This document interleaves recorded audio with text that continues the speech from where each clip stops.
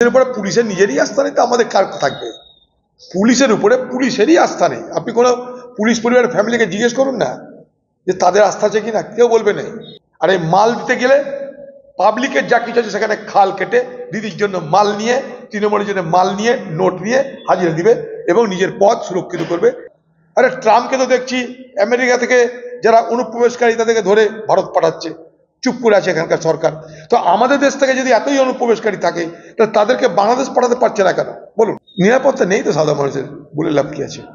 ডাকাতদের হাতে, লুটেরাদের হাতে পশ্চিমবঙ্গ চলে যাচ্ছে ক্রমশ। চোর ডাকাত লুটেরাদের হাতে এই বাংলার ভবিষ্যৎ আজকে নির্দিষ্ট হয়ে গেছে। হ্যাঁ, হতে পারে তৃণমূল দলে কোথাও চোর বেশি হয়ে গেছে, কোথাও চোর কম হয়ে গেছে, সেগুলো ভরপাই হবে। কে কত টাকা দিতে পারবে তার উপরে তো হবে। এ তো কালেকশনের সময় না এটা। যেসব নেতারা টিকে থাকতে চায় তারা এখন টাকা জোগাড় করতে আরম্ভ করেছে। আরও দেখবেন পুকুর ঘর বাড়ি বেশি বন্ধ হবে, বেশি বিক্রি হবে, ট্যাক্স বেশি উঠবে, আরও জুলুম বেশি হবে। কারণ ক্ষমতায় টিকে থাকতে গেলে, পদ টিকিয়ে রাখতে গেলে ওপরে দিয়ে মাল দিতে হবে। আর এই মাল দিতে গেলে পাবলিকের যা কিছু আছে সেখানে খাল কেটে দিদির জন্য মাল নিয়ে, তৃণমূলের জন্য মাল নিয়ে, নোট নিয়ে হাজিরা দিবে এবং নিজের পদ সুরক্ষিত করবে। আগামী দিনে এমএলএ দাঁড়াতে গেলে এই সমস্ত পদ রাখতে হবে। তার জন্য পদ সুরক্ষার জন্য দিদির এই সভাকে কেন্দ্র করে এখন চারিদিকে তোলাতোল ধ্বনি উঠে গেছে। দেখুন, এই এনআরসি, আমি এর আগেও বলেছি, ভোট যখন আসবে এনআরসি এসে যাবে বাজারে, আরেকটা আসবে নাগরিক আইন আসবে, আরেকটা আসবে ওয়াকফ বোর্ডের আইনটা আসবে।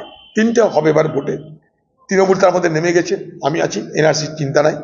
ওয়াকফ আমি আছি, কোনো চিন্তা নাই।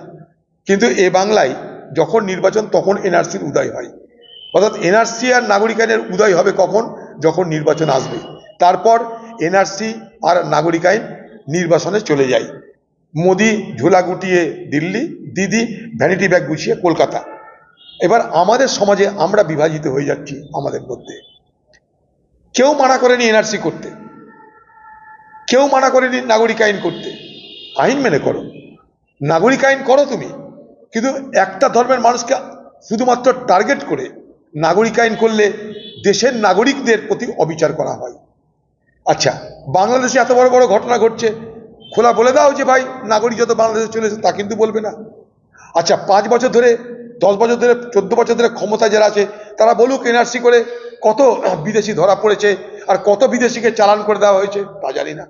আরে ট্রাম্পকে তো দেখছি আমেরিকা থেকে যারা অনুপ্রবেশকারী তাদেরকে ধরে ভারত পাঠাচ্ছে, চুপ করে আছে এখানকার সরকার।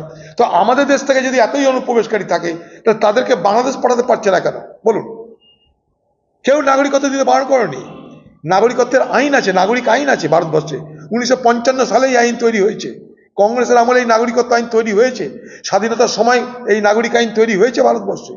কোনো অসুবিধা নেই নাগরিক হতে ভারতবর্ষে। হ্যাঁ, যদি অনুপ্রবেশকারী থাকে, জাল নাগরিকত্ব থাকে, কেউ বলেনি না, হিন্দু বলছে না মুসলমান বলছে ভাই তাকেও নাগরিকত্ব দিতে হবে। শুনেছেন কোনো হিন্দু বলেছে যে জাল নথিপত্র নিয়ে নাগরিকত্ব দিতে হবে? শুনেছেন কোনো মুসলমান বলেছে জাল নথিপত্র নিয়ে নাগরিকত্ব দিতে হবে? না।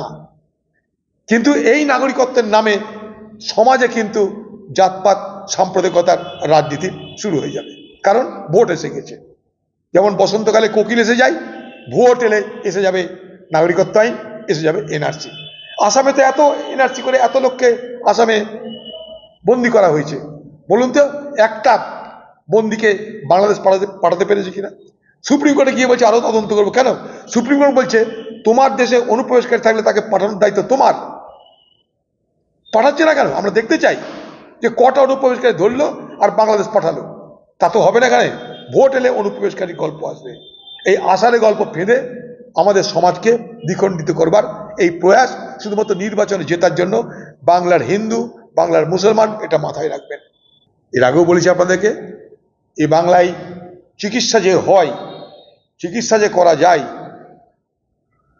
বাংলার মানুষকে যে চিকিৎসা দেওয়া যায়, তার জন্য লড়ছেন, অন্তত নাটক করে লড়ছেন সেবাশ্রয় নাম দিয়ে আমাদের খোকাবাবু। তার শুধুমাত্র ডায়মন্ড হারবারে সেবা হবে, আর কোথাও সেবা হবে না।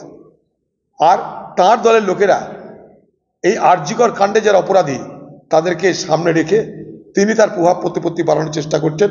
অর্থাৎ যারা অপরাধী তারাও আমাদের সঙ্গে থাকুক, আর যাদের বিরুদ্ধে অপরাধ করেছে তারাও আমাদের সঙ্গে থাকুক।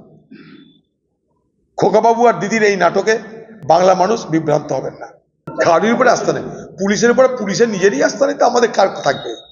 পুলিশের উপরে পুলিশেরই আস্থা নেই। আপনি কোনো পুলিশ পরিবারের ফ্যামিলিকে জিজ্ঞেস করুন না যে তাদের আস্থা আছে কিনা, কেউ বলবে নেই। পুলিশের ফ্যামিলির উপরে পুলিশের উপরে আস্থা নেই, তা আমাদের কি করে থাকবে? এখানে পুলিশ লাত খায়, জুতো খায়, গুলি খায়, কোনো পরোয়া আছে কাউরির? মার খায়, গালাগালি খায়, কোনো পরোয়া আছে?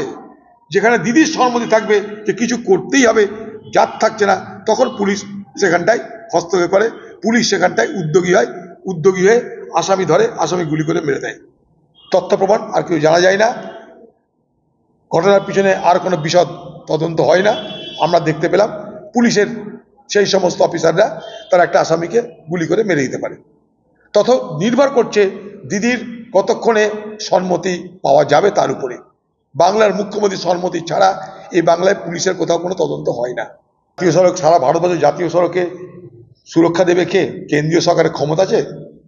রাজ্যে রাজ্যে জাতীয় সড়ক যায়, সেখানে রাজ্যের দায়িত্ব। কেন্দ্র কতটা জাতীয় সুরক্ষা দিতে পারে আমার জানা নাই। কেন্দ্র হ্যাঁ ট্রমা সেন্টার করতে পারে, যেটা আমরা দাবি করেছিলাম।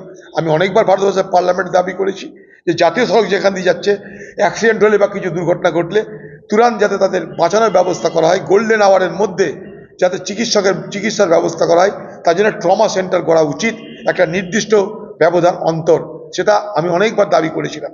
কিন্তু রাজ্যের যে জাতীয় সড়ক, সেই জাতীয় সড়কের পাশে থাকে থানা, সেখানে ফাঁড়ি, সেখানে রাজ্যের পুলিশ, সেখানটাই রাজ্যের দায়িত্বের মধ্যে পড়ে। এটা তার মানে এটা নয় যে কেন্দ্রের কোনো দায়িত্বের মধ্যে পড়ে না। নিশ্চয়ই যদি রোডের কোয়ালিটি খারাপ হয় তাহলে সেটা কেন্দ্রের দায়িত্বের মধ্যে পড়ে, যদি সেখানে ট্রমা সেন্টার না থাকে সেটা কেন্দ্রের দায়িত্বের মধ্যে পড়ে।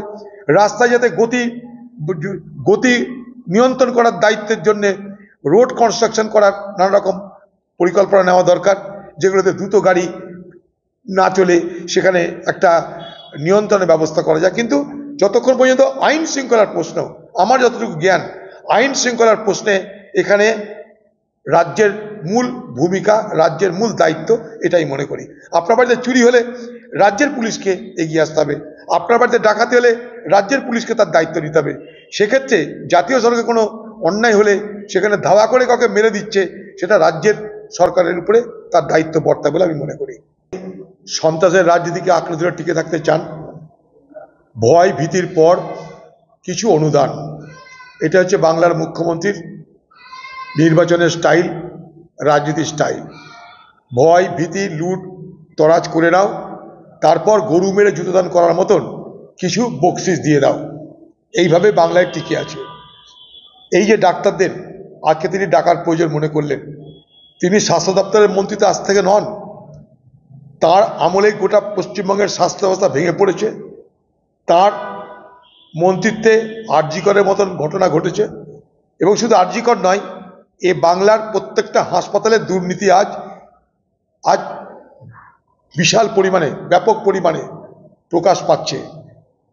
সকল খবর আমাদের কাছে আসে, অনেক আসে না। সংবাদ মাধ্যম যখন মনে করে যে কোনো বিষয়টাকে মানুষের কাছে তুলে ধরা দরকার, তখন সংবাদ মাধ্যমের দৌলতে আমরা দেখতে পাই, জানতে পাই।